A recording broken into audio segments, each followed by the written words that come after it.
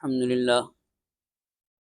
الحمد لله رب العالمين والعاقبة للمتقين والصلاة والسلام على سيد المرسلين أما بعد. أعوذ بالله من الشيطان الرجيم. بسم الله الرحمن الرحيم. درود پاک پڑھ لیجیے. اللهم صل على سيدنا مولانا محمد معدن الجود والکرم علیہ وبارک وسلم صلاۃ وسلام علیک یا رسول اللہ صلی اللہ تعالی علیہ وسلم. امام غزالی رحمۃ اللہ تعالی علیہ موت سے متعلق بزرگان دین کے احوال اور اقوال بیان فرما رہے ہیں تاکہ اس سے ہمیں عبرت حاصل ہو کہ موت ہے کیا حقیقت میں.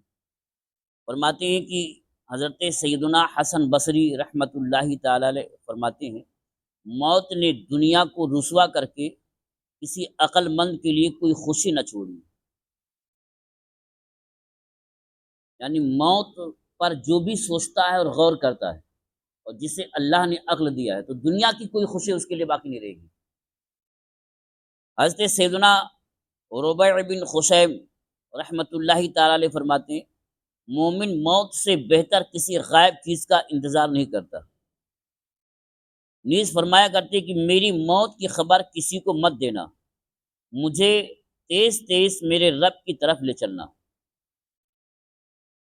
ایک دانشمند نے اپنے ایک دوست کو مکتوب لکھا، یعنی خط لکھا، اے میرے بھائی تم اس جہان میں ہی موت کا خوف رکھو، اس سے پہلے کہ تم ایسی جگہ پہنچ جاؤ جہاں موت کی تمنا کرو گے تو بھی نہ پا سکو گے. حدیث پاک میں کہ مرنے کے بعد کتنے ایسے لوگ ہوں کہ بار بار تمنا کریں گے کاش مجھے موت آ جائے، لیکن موت نہیں آئے گی، جو عذاب میں مبتلا ہوں گے اور موت آنے والی نہیں ہے. حضرت سیدنا محمد بن سیرین رحمۃ اللہ تعالی علیہ کے سامنے جب موت کا ذکر کیا جاتا آپ کے جسم کا ہر حصہ سن ہو جاتا تھا. جیسے سنیے نا خونی نہیں ہے، ان کے جسم کا پورا جسم ہی سن ہو جایا کرتا تھا. حضرت سیدنا عمر بن عبد العزیز رحمۃ اللہ تعالی علیہ روزانہ رات کے وقت علماء کو جمع کرتے، پھر آپس میں مل کر قبر و آخرت اور موت کے بارے میں گفتگو کرتے، پھر سب یوں روتے گویا ان کے سامنے جنازہ موجود ہے. عمر بن عبد العزیز رحمۃ اللہ تعالی علیہ خلیفہ گزرے ہیں، اور ایسے باخوف خلیفہ کی علماء کا ایک جماعت نے ان کو خلفائے راشدین میں شمار کیا. حالانکہ وہ اموی خلیفہ تھے، حضرت امیر معاویہ کے زمانے میں بعد میں ہوئے تھے، لیکن ان کا یہ حال تھا کہ علماء کو جمع کر کے باضابطہ موت کا بیان کرتے تھے، ذکر ہوتا تھا، اور اس کے بعد بیٹھ کر کے سب لوگ روتے تھے. حضرت سیدنا ابراہیم تیمی رحمۃ اللہ تعالی علیہ فرماتے ہیں دو چیزوں نے مجھ سے دنیا کی لذتیں چھڑا دی، ایک موت کی یاد نے اور دوسرا بارگاہ الہی میں کھڑے ہونے نے. کہ بادشاہ کے سامنے کھڑے ہوں گے تو پھر خوف کے مارے کچھ اور یاد ہی کرے گا. مطلب ایسا مشاہدہ ان کا تھا، کشف اتنا تھا کہ جب خدا کی بارگاہ میں ہو جائے تو واقعی میں ان کے دل میں یہ حاضر ہوتا ہے کہ خدا کی بارگاہ میں حاضر، اور اس خوف سے ساری لذتیں ختم ہو جاتی ہیں. اور دوسرا موت ہے. حضرت سیدنا ابو بکر مطرف تمیمی رحمۃ اللہ تعالی علیہ فرماتے ہیں میں نے خواب دیکھا کہ ایک شخص بصرہ کی مسجد میں یوں اعلان کر رہا ہے موت کی یاد نے خوف خدا والوں کے دل کاٹ کر رکھ دیے، اللہ کی قسم تم انہیں بے قرار ہی پاؤ گے.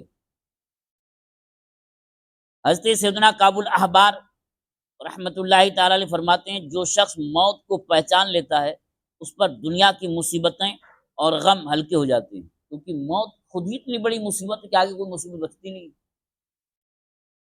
حضرت سیدنا اشعث حمرانی رحمۃ اللہ تعالی علیہ فرماتے ہیں ہم حضرت سیدنا حسن بصری علیہ رحمۃ اللہ القوی کے پاس جایا کرتے تھے، اور اس کی وجہ یہ ہوتی کہ وہاں موت اور قبر و حشر کا ذکر ہوتا تھا. حضرت سیدتنا صفیہ بنت شیبہ رحمۃ اللہ تعالی علیہ فرماتی ہے کہ ایک عورت نے حضرت عائشہ صدیقہ رضی اللہ تعالیٰ عنہ سے اپنے دل کی سختی کے بارے میں شکایت کی تو انہوں نے فرمایا موت کو زیادہ یاد کرو، اس سے دل نرم ہو جائے گا. اس عورت نے ایسا ہی کیا تو دل کی سختی جاتی رہی، پھر اس نے حضرت عائشہ صدیقہ رضی اللہ تعالیٰ عنہ کا شکریہ بھی ادا کیا. یعنی اگر کسی کے دل میں سختی آ جائے اور وہ چاہے کہ نرم ہو جائے دل، تو موت کو یاد کرے۔ حضرت سیدنا عیسیٰ علیہ السلام کے سامنے جب موت کا ذکر کیا جاتا تو ان کی جلد مبارک سے خون کے قطرے بہ نکلتے تھے، اللہ اکبر، یعنی کھال سے خون ٹپکنے لگتا تھا، اتنا بہت زیادہ خوف اگر کسی کو جائے، ڈر جائے، کہیں بھی پھٹ جاتا ہے، کوئی حال ان کا ہوا تھا۔ حضرت سیدنا داؤد علیہ السلام جب موت و قیامت کا ذکر کرتے تو اتنا روتے کہ جسمانی جوڑ اپنی جگہ سے ہٹ جاتے، پھر جب رحمت الہی کا ذکر کرتے تو اپنی جگہ واپس ہو جاتے تھے۔ تو اللہ کے نبی ہیں۔ ابدال کے بارے میں یہ ہے کہ وہ جب ذکر کرتے ہیں تو اعضاء سب الگ الگ ہو جاتے ہیں اور پھر اللہ کی رحمت سے خود ہی مل جاتے ہیں۔ یہاں تو حضرت داؤد علیہ السلام اللہ کے نبی ہیں، موت و قیامت کو یاد کر کے روتے تو جسم کے ہر حصے الگ ہو جاتے اور پھر جب ذکر کرتے تو آپس میں آ کے مل جایا کرتے۔ حضرت حسن بصری رحمۃ اللہ تعالی علیہ فرماتے ہیں، میں نے عقل مند کو موت سے خوف زدہ اور غمگین ہی دیکھا۔ حضرت عمر بن عبد العزیز رحمۃ اللہ تعالی علیہ نے کسی عالم سے کہا مجھے نصیحت کیجیے۔ انہوں نے کہا آپ پہلے خلیفہ نہ ہوں گے جس سے موت آئے۔ آپ نے کہا اور نصیحت کیجیے۔ کہا حضرت سیدنا آدم علیہ السلام سے لے کر آپ کے آبا و اجداد تک کوئی ایسا فرد نہ گزرا ہوگا جس نے موت کا مزہ نہ چکھا ہو، اور اب آپ کی باری ہے۔ یہ سن کر آپ رحمۃ اللہ تعالی علیہ رونے لگے۔ ظاہر سی بات ہے، ہم جتنے یہاں موجود ہیں ہم سے پہلے کون تھے؟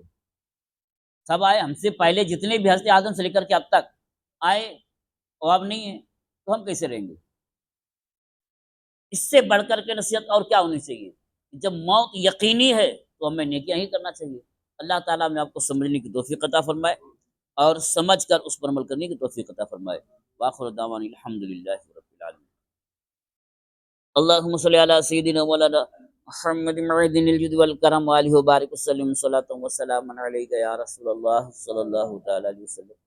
یا اللہ یا رحمان یا رحیم، ہم لوگوں نے جو کچھ پڑھا اور سنا اسے پڑھنے اور سننے سے زیادہ سمجھنے اور سمجھ کر اس پر عمل کرنے کی توفیق عطا فرما۔ یا اللہ ہمارے ماں باپ کی اور اپنے محبوب کی امت کی مغفرت فرما۔ یا اللہ ہمیں جو بیمار ہونے بیماریوں سے شفا عطا فرما۔ یا اللہ ہمیں جو مقروض ہونے بارے قرض سے دوشی عطا فرما۔ سبحان ربک رب العزت عما یصفون وسلام علی المرسلین والحمد للہ رب العالمین۔ آمین آمین بحق لا الہ الا اللہ محمد رسول اللہ۔